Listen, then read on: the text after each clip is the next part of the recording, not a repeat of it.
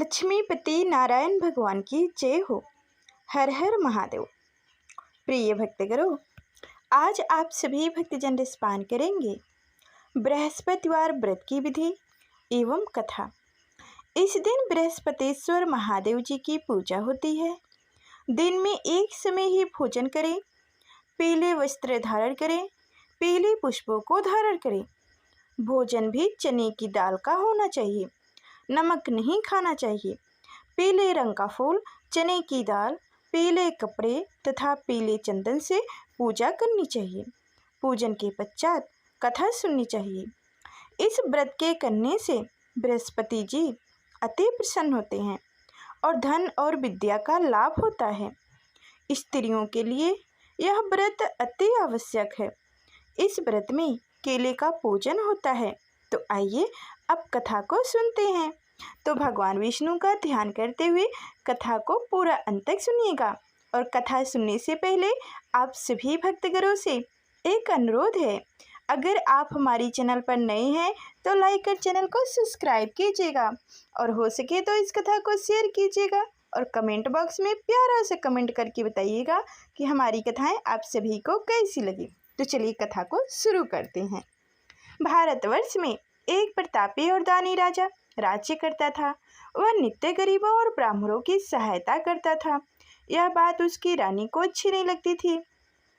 वह ना ही गरीबों को दान देती, ना ही भगवान का पूजन करती थी और राजा को भी दान देने से मना किया करती थी।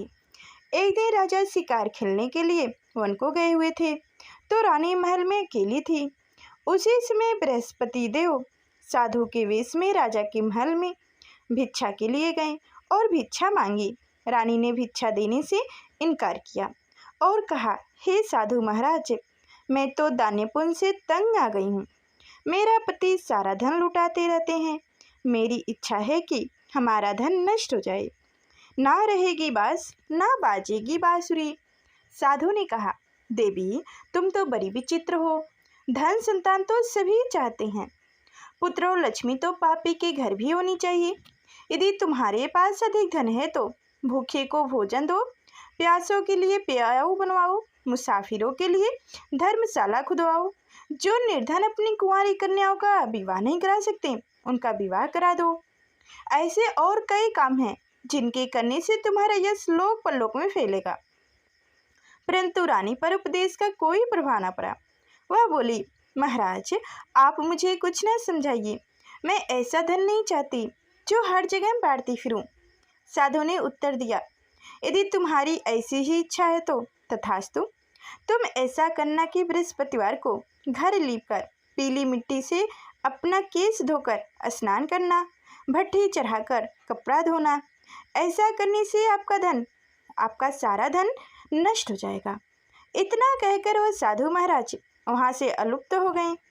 साधु के अनुसार कई बातों को पूरा करते हुए रानी को केवल 3 ही बृहस्पतिवार बीते थे कि उनकी समस्त धन संपत्ति नष्ट हो गई। भोजन के लिए राजा का परिवार तरसने लगा। तब एक दिन राजा ने रानी से बोला कि हे रानी, तुम यहीं रहो, मैं दूसरे देश को जाता हूँ, क्योंकि यहाँ पर सभी लोग मुझे जानते हैं, इसलिए मैं कोई छोटा कार्य नहीं कर सकता। ऐसा कहकर राजा प्रदेश चला गया। वहाँ वह जंगल से लकड़ी काट कर लाता और शहर में बेचता। इस तरह वह अपना जीवन व्यतीत करने लगा। इधर राजा के प्रदेश जाते ही रानी और दासी दुखी रहने लगी। एक बार जब रानी और दासी को 7 दिन तक बिना भोजन के रहना पड़ा तो रानी ने अपनी दासी से कहा, हे दासी, पास ही के नगर में मेरी बहन रहती है। वह बड़ी धनवान है, तो उनके पास जा और कुछ ले आ, ताकि थोड़ी बहुत गुजर बसर हो जाए। दासी रानी की बहन के पास गई। उस दिन गुरुवार था और रानी की बहन उस समय बृहस्पतिवार व्रत की कथा सुन रही थी। दासी ने रानी की बहन को अपनी रानी का संदेशा दिया, लेकिन रानी की बड़ी बहन ने कोई उत्तर ही नहीं दिया। जब दासी को रानी की बहन से कोई उत्तर नहीं मिला तो बहुत दुखी हुई और उसे क्रोध भी आया। दासी ने वापस आकर रानी को सारी बातें बता दी। सुनकर रानी ने अपने भाग्य को कोसा। उधर रानी की बहन ने सोचा कि मेरी बहन की दासी आई थी, परंतु मैं उससे नहीं बोली, इससे वह बहुत दुखी हुई होगी। कथा सुनकर और पूजन समाप्त करके वह अपनी बहन के घर आई और कहने लगी, बहन, मैं बृहस्पतिवार का व्रत कर रही थी। तुम्हारी दासी मेरे घर आई थी, परंतु जब तक कथा होती है तब तक ना तो उठते हैं और ना ही बोलते हैं, इसलिए मैं नहीं बोली। कहो दासी क्यों गई थी? रानी बोली, बहन, तुमसे क्या छुपाऊं, हमारे घर में खाने तक को अनाज नहीं था। ऐसा कहते कहते रानी की आंखें भर आई। उसने दासी समेत पिछले 7 दिनों से भूखे रहने तक की बात अपनी बहन को विस्तार पूर्वक बता दी। रानी की बहन बोली, देखो बहन, भगवान बृहस्पति देव सबकी मनोकामनाओं को पूर्ण करते हैं। देखो शायद तुम्हारे घर में अनाज रखा हो। पहले तो रानी को विश्वास नहीं हुआ, पर बहन के आग्रह करने पर उसने अपनी दासी को अंदर भेजा तो उसे सचमुच अनाज से भरा एक घड़ा मिल गया। यह देखकर दासी को बड़ी हैरानी हुई। दासी रानी से कहने लगी, हे रानी, जब तक हमको भोजन नहीं मिलता तो हम व्रत ही तो किया करते थे, इसलिए क्यों ना इनसे व्रत और कथा की विधि पूछ ली जाए ताकि हम भी व्रत कर सकें। तब रानी ने अपनी बहन से बृहस्पतिवार व्रत के बारे में पूछा। उसकी बहन ने बताया, बृहस्पतिवार के व्रत में चने की दाल और मुनक्का से भगवान विष्णु का केले के जड़ में पूजन करें तथा दीपक जलाएं और कथा सुनें और पीले भोजन ही करें, इससे बृहस्पति देव प्रसन्न होते हैं। व्रत और पूजन विधि बताकर रानी की बहन अपने घर को लौट गई। 7 दिन के बाद जब गुरुवार आया तो रानी और दासी ने व्रत रखा। घुड़शाले में जाकर चना और गुड़ लेकर आई, फिर उससे केले की जड़ तथा विष्णु भगवान का पूजन किया। अब पीला भोजन कहाँ से आई, इस बात को लेकर दोनों बहुत दुखी थे, परंतु उन्होंने व्रत रखा था, इसलिए बृहस्पति देव उनसे प्रसन्न थे। इसलिए वो एक साधारण व्यक्ति का रूप धारण कर 2 थाली में सुंदर पीला भोजन दासी को दे गए। भोजन पाकर दासी प्रसन्न हुई और फिर रानी के साथ मिलकर भोजन ग्रहण किया। उसके बाद वो सभी गुरुवार को व्रत और पूजन करने लगी। बृहस्पति भगवान की कृपा से उनके पास फिर से धन संपत्ति आ गई, परंतु रानी फिर से पहले की तरह आलस करने लगी। तब दासी बोली, देखो रानी, तुम पहले भी इसी प्रकार आलस करती थी। तुम्हें धन रखने में कष्ट होता था, इस कारण सभी धन नष्ट हो गए, और अब जब भगवान बृहस्पति की कृपा से धन मिला है तो तुम्हें फिर से आलस होता है। रानी को समझाते हुए दासी कहने लगी, बड़ी मुश्किलों के बाद हमने यह धन पाया है, इसलिए हमें दान पुण्य करना चाहिए, भूखे मनुष्यों को भोजन कराना चाहिए और धन को शुभ कार्यों में खर्च करना चाहिए, जिससे तुम्हारे कुल का यश बढ़ेगा, स्वर्ग की प्राप्ति होगी और पितृ प्रसन्न होंगे। दासी की बात मानकर रानी अपना धन शुभ कार्यों में खर्च करने लगी, जिससे पूरे नगर में उनका यश फैलने लगा। उधर एक दिन राजा दुखी होकर जंगल में एक पेड़ के नीचे आसन जमाकर बैठ गया। वह अपनी दशा को याद करके व्याकुल होने लगा। बृहस्पतिवार का दिन था। एकांत उसने देखा कि निर्जन वन में एक साधु प्रकट हुए। वह साधु वेश में स्वयं बृहस्पति देवता थे। लकड़हारे के सामने आकर बोले, हे लकड़हारे, इस सुनसान जंगल में तो चिंतामंग क्यों बैठा है? लकड़हारे ने दोनों हाथ जोड़कर प्रणाम किया और उत्तर दिया, महात्मा जी, आप सब कुछ जानते हैं, मैं क्या कहूँ। यह कहकर रोने लगा और साधु को अपनी आत्मकथा सुनाई। महात्मा जी ने कहा, तुम्हारी स्त्री ने बृहस्पति के दिन बृहस्पति भगवान का निरादर किया है, जिसके कारण रुष्ट होकर उन्होंने तुम्हारी यह दशा कर दी है। अब तुम चिंता को दूर करके मेरे कहने पर चलो तो तुम्हारी सब कष्ट दूर हो जाएंगे और भगवान पहले से भी अधिक संपत्ति देंगे। तुम बृहस्पति के दिन कथा किया करो, 2 पैसे के चना मुनक्का लाकर उसका प्रसाद बनाओ और शुद्ध जल से लोटे में शक्कर मिलाकर अमृत तैयार करो। कथा के पश्चात अपने सारे परिवार और सुनने वाले प्राणियों में अमृत एवं प्रसाद बांटकर आप भी ग्रहण करो। ऐसा करने से भगवान तुम्हारी सब मनोकामनाएं पूरी करेंगे। साधु के ऐसे वचन सुनकर लकड़हारा बोला, हे प्रभु, मुझे लकड़ी बेचकर इतना पैसा नहीं मिलता जिससे भोजन के उपरांत कुछ भी बचा सकूं। मैंने रात्रि में अपनी स्त्री को व्याकुल देखा है मेरे पास कुछ भी नहीं जिससे मैं उसकी खबर मांग सकूं। साधु ने कहा, हे लकड़हारे, तुम किसी बात की चिंता मत करो। बृहस्पति के दिन तुम रोजाना की तरह लकड़ियां लेकर शहर जाओ। तुमको रोज से दुगुना धन प्राप्त होगा, जिससे तुम भली भांति भोजन कर लोगे तथा बृहस्पति देव की पूजा का सामान भी ला लोगे। इतना कहकर साधु अंतर ध्यान हो गए। धीरे धीरे समय व्यतीत होने पर फिर वही बृहस्पतिवार का दिन आया। लकड़हारा जंगल से लकड़ी काटकर किसी शहर में बेचने गया। उसे उस दिन और दिनों से अधिक पैसा मिला। राजा ने चना, गुड़ और आदि लाकर गुरुवार का व्रत किया। उस दिन से उसके सभी कलेश दूर हुए। परंतु जब दोबारा गुरुवार का दिन आया तो बृहस्पतिवार का व्रत करना भूल गया। इस कारण बृहस्पति भगवान नाराज हो गए। उस दिन उस नगर के राजा ने विशाल यज्ञ का आयोजन किया तथा शहर में यह घोषणा करवा दी कि कोई भी मनुष्य अपने घर में भोजन न बनाए, न आग जलवाए। समस्त जनता मेरे यहाँ भोजन करने आए। इस आज्ञा को जो नहीं मानेगा उसे फांसी की सजा दी जाएगी। इस तरह की घोषणा संपूर्ण नगर में करवा दी गई। राजा की आज्ञा अनुसार शहर के सभी लोग भोजन करने गए, लेकिन लकड़हारा कुछ देर से पहुंचा, इसलिए राजा उसको अपने साथ घर ले गए और ले जाकर भोजन करा रहे थे। तो रानी की दृष्टि उस खूंटी पर पड़ी जिस पर उसका हार लटका हुआ था। वह वहां पर दिखाई ही नहीं दिया। रानी ने निर्णय किया कि मेरा हार इस मानुस ने चुरा लिया है। उसी समय सिपाहियों को बुलाकर उसको कारागार में डलवा दिया। जब लकड़हारा कारागार में पड़ गया और बहुत दुखी होकर विचार करने लगा कि ना जाने कौन से पूर्व जन्म के कर्म से मुझे यह दुख प्राप्त हुआ है, और उसी साधु को याद करने लगा जो कि जंगल में मिले थे। उसी समय तत्काल बृहस्पति देव साधु के रूप में प्रकट हुए और उसकी दशा को देखकर कहने लगे, अरे मूर्ख, तूने बृहस्पति देव की कथा नहीं करी, इस कारण तुझे दुख प्राप्त हुआ है। अब तुम चिंता मत कर। बृहस्पतिवार के दिन कारागार के दरवाजे पर 4 पैसे पड़े मिलेंगे। उनसे तो बृहस्पति देव की पूजा करना, तेरे सभी कष्ट दूर हो जाएंगे।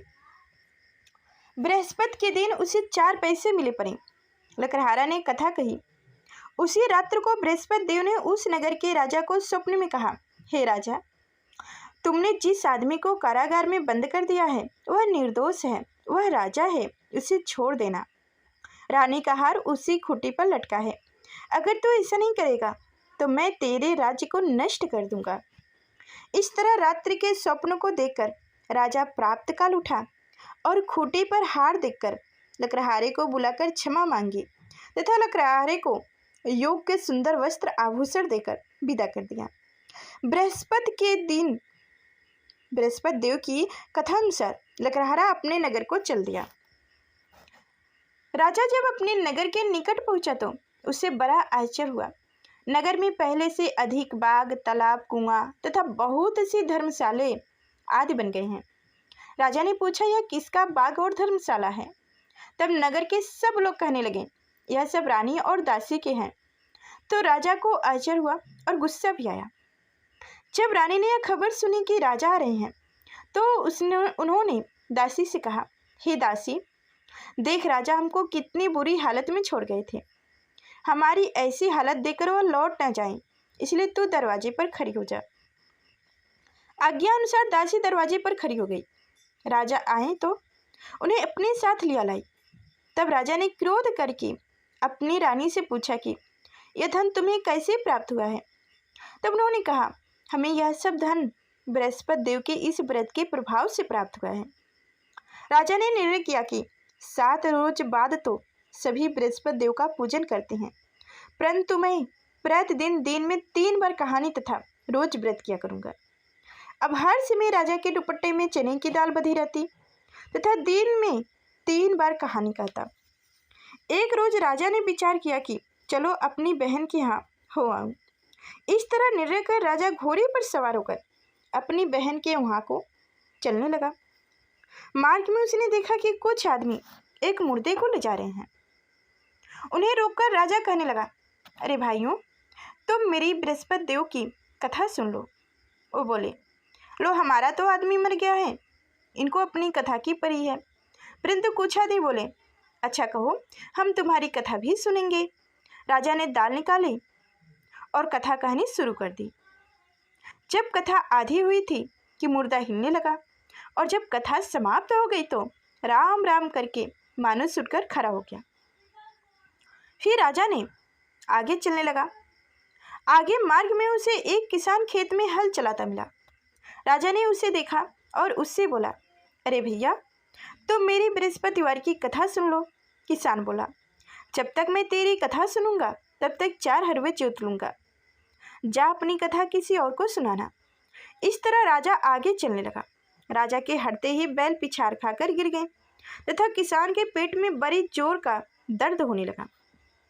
उस समय उसकी माँ रोटी लेकर आई। उसने जब यह देखा तो अपने पुत्र से सब हाल पूछा और बेटे ने सभी हाल कह दिया। तो बुढ़िया दौड़ी दौड़ी उस घुड़सवार के पास गई और उससे बोली कि मैं तेरी कथा सुनूंगा, तो अपनी कथा मेरे खेत पर चलकर ही कहना। राजा ने बुढ़िया के खेत पर जाकर कथा कही, जिसके सुनते ही बैल उठकर खड़े हो गए तथा किसान के पेट का दर्द भी बंद हो गया। फिर राजा आगे चलने लगा। राजा आगे चलकर अपनी बहन के घर पहुंचा। बहन ने भाई की खूब मेहमानी की। दूसरे रोज प्राप्तकार राजा जगा तो वह देखने लगा कि सब लोग भोजन कर रहे हैं। राजा ने अपनी बहन से कहा, बहन, ऐसा कोई मनुष्य है जिसने भोजन न किया हो? मेरी बृहस्पतिवार की कथा सुन ले। बहन बोली, हे भैया, यह देश ऐसा ही है कि पहले यहाँ के लोग भोजन करते हैं, बाद में अन्य कोई काम करते हैं। अगर कोई पड़ोस में हो तो देख आती हूँ। वह ऐसा कहकर देखने चली गई, परंतु उसे ऐसा कोई व्यक्ति नहीं मिला जिसने भोजन न किया हो। अंत वह एक कुम्हार के घर गई जिसका लड़का बीमार था। उसे मालूम हुआ कि उनके यहाँ 3 रोज से किसी ने भोजन ही नहीं किया है। रानी ने अपने भाई की कथा सुनने के लिए कुम्हार से कहा। वह तैयार हो गई। राजा ने जाकर बृहस्पतिवार की कथा कही, जिसको सुनकर उनका लड़का ठीक हो गया। अब तो राजा की प्रशंसा होने लगी। एक रोज राजा ने अपनी बहन से कहा कि हे बहन, हम अपने भाई घर को जाऊंगा, तुम भी घर को जाने के लिए तैयार हो जाओ। राजा की बहन ने अपनी सास से कहा। सास ने कहा, हाँ चली जा, परंतु अपने लड़कों को मत ले जाना, क्योंकि तेरे भाई के कोई औलाद नहीं है। बहन ने अपने भाई से कहा, हे भैया, मैं तो चलूँगा पर कोई बालक नहीं जाएगा। राजा बोला, जब कोई बालक नहीं चलेगा तब तुम ही क्या करोगी जाकर? बड़ी दुखी मन से राजा अपने नगर को लौट आया। राजा ने अपनी रानी से कहा, हम निर्वंशी हैं, हमारा मुंह देखने का धर्म नहीं है और कुछ भोजन आदि नहीं किया। सैया पर लेट गया। रानी बोली, हे प्रभु, बृहस्पति देव ने हमें सब कुछ दिए हैं, वह हमें औलाद अवश्य देंगे। उसी रात्र को बृहस्पति देव ने राजा से स्वप्न में कहा, हे राजा, उठ, सभी सोच त्याग दे, तेरी रानी गर्भवती है।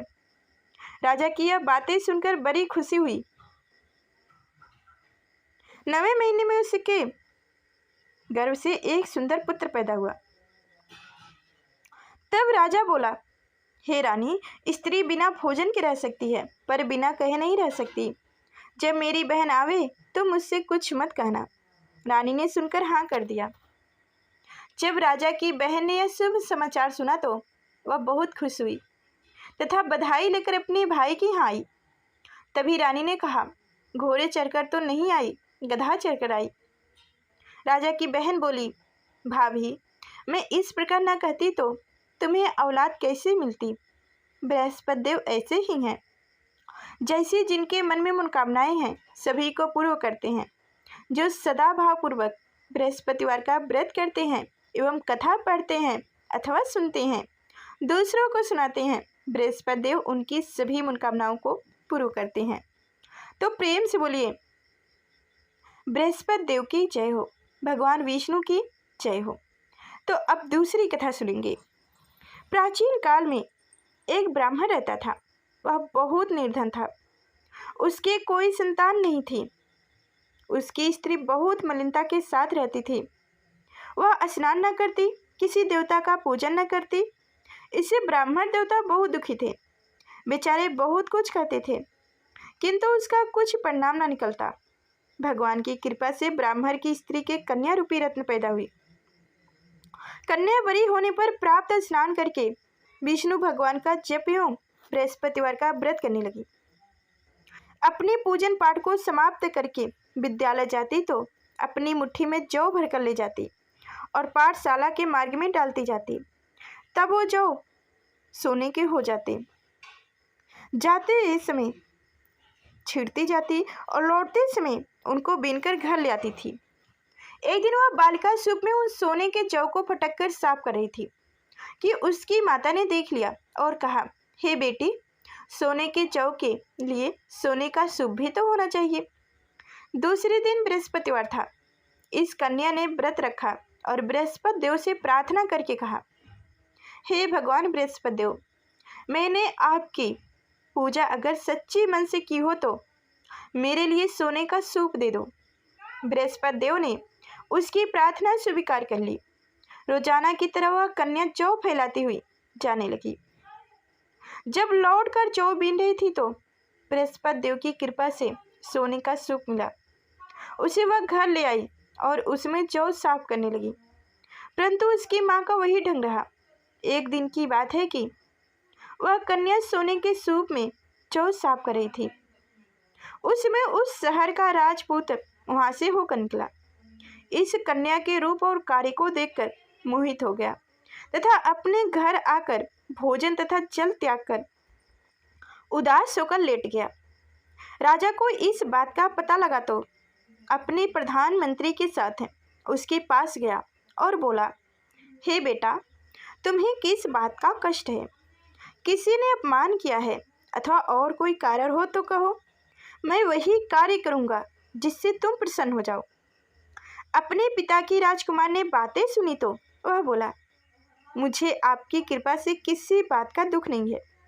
किसी ने मेरा अपमान भी नहीं किया है, परंतु मैं उस लड़की से विवाह करना चाहता हूँ जो सोने के सूप में जौ साफ कर रही थी। यह सुनकर राजा आश्चर्य में पड़ गया और बोला, हे बेटा, इस तरह की कन्या का पता तुम ही लगाओ, मैं उसके साथ तेरा विवाह अवश्य ही करा दूंगा। राजकुमार ने उस लड़की के घर का पता बतलाया। तब मंत्री उस लड़की के घर गया और ब्राह्मण देवता को सभी हाल बतलाया। ब्राह्मण देवता राजकुमार के साथ अपनी कन्या का विवाह करने के लिए तैयार हो गए तथा विधि विधान के अनुसार ब्राह्मण की कन्या का विवाह राजकुमार के साथ हो गया। कन्या के घर से जाते ही पहले की भांति उस ब्राह्मण देवता के घर में गरीबी का निवास हो गया। अब भोजन के लिए भी अन्य बड़ी मुश्किल से मिलता था। एक दिन दुखी होकर ब्राह्मण देवता अपनी पुत्री के पास गए। बेटी ने पिता की दुखी अवस्था को देखकर और अपनी माँ का हाल पूछा। तब ब्राह्मण ने सभी हाल कहा। कन्या ने बहुत सा धन देकर अपने पिता को विदा कर दिया। इस तरह ब्राह्मण का कुछ समय सुखपूर्वक व्यतीत हुआ। कुछ दिन बाद फिर वही हाल हो गया। ब्राह्मण फिर अपनी कन्या के यहाँ गए और सारा हाल कहें तो लड़की बोली, हे पिताजी, आप माताजी को यहाँ लिया लाओ, मैं उससे वह विधि बता दूंगा जिससे गरीबी दूर हो जाएगी। वह ब्राह्मण देवता अपनी स्त्री को साथ लेकर पहुँचे तो अपनी माँ को समझाने लगी, हे माँ, तुम प्राप्त काल उठकर प्रथम स्नान आदि करके विष्णु भगवान का पूजन करो तो सब दरिद्रता दूर हो जाएगी। परंतु उसकी माँ ने एक भी बात नहीं मानी और प्राप्त काल उठकर अपनी पुत्री के बच्चों की जूठन को खा लिया। इससे उसकी पुत्री को भी बहुत गुस्सा आया और एक रात को कोठरी से सभी सामानें निकालकर और अपनी माँ को उसमें बंद कर दिया। प्राप्त काल निकालकर तथा स्नान आदि कराकर पूजा पाठ करवाया तो उसकी माँ की बुद्धि ठीक हो गई और अब फिर प्रत्येक बृहस्पतिवार को व्रत रखने लगी। इस व्रत के प्रभाव से उसके माँ बाप बहुत ही धनवान और पुत्रवान हो गए और बृहस्पति जी के प्रभाव से इस लोक के सुख भोगकर स्वर्ग को प्राप्त हुए। तो इस तरह से बृहस्पतिवार व्रत कथा संपन्न हुआ। तो प्रेम से बोलिए विष्णु भगवान की जय हो, बोलिए बृहस्पति देव की जय हो। तो प्रिय भक्तगणों, उम्मीद करती हूँ कि आज की यह कथाएं आप सभी को अच्छी लगी होगी। तो लाइक कर चैनल को सब्सक्राइब करें। फिर मिलते हैं अगले नेक्स्ट वीडियो में, तब तक के लिए धन्यवाद।